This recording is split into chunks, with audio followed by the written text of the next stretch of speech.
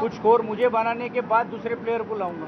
भाऊ, याआधी 25 वर्ष महानगरपालिकेत ठाकरेंची सत्ता होती, तेव्हा देखील पाणी साचायचं, तेव्हा टीका व्हायची. आता महायुतीची सत्ता आहे, तर आता नेमकं जबाबदार पण कोणाला आताही ठरवायचं? देखील टीका आम्ही घेतोय ना, म्हणजे असं नाही की नाहीये, टीका घेण्याचं काम तर करतो, पण टीका घेतली म्हणून आम्ही जबाबदारी टाळतो असं नाही.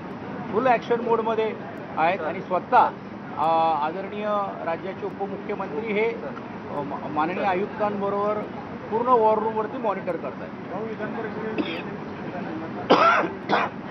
मी काल माझ्या भाषणात सांगितलं की आणि अर्थात तो निर्णय माननीय अध्यक्ष सभापती यांचा आहे आणि म्हणून उपसभापती म्हणून घेऊन पण ज्यावेळी जिकडे मला बोलायचं असेल तर ती भूमिका माझी मांडणे आणि माझं वैयक्तिक मत आहे की राज्यामध्ये जसं सत्तेतला पक्ष असलं पाहिजे तसं मजबूत संख्या किती जरी असली तरी देखील विरोधी पक्ष हे असलं पाहिजे या मताचा मी आहे.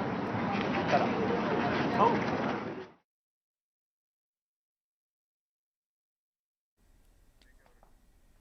तर आता आपण पाहिलं की सचिन अहिर यांनी माध्यमांना प्रतिक्रिया दिलेली आहे.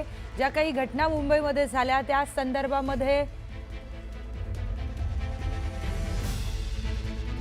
ही थेट दृश्य आपण बघतोय. मुख्यमंत्री देवेंद्र फडणवीस, उपमुख्यमंत्री सुनेत्रा पवार हे कार्यक्रमाला उपस्थित आहेत. त्याचबरोबर विधान भवनाचे अध्यक्ष, विधानसभेचे अध्यक्ष राहुल नार्वेकर देखील आहेत उपस्थित. जवाहरलाल दर्डा यांच्या पुतळ्याचं अनावरण सोहळा पार पडतोय आणि या अनावरण सोहळ्याला मुख्यमंत्र्यांसह उपमुख्यमंत्री सुनेत्रा पवार यांनी देखील हजेरी लावलेली आहे. आपण बघतोय की मोठे नेते सुद्धा या कार्यक्रमाला उपस्थित आहेत.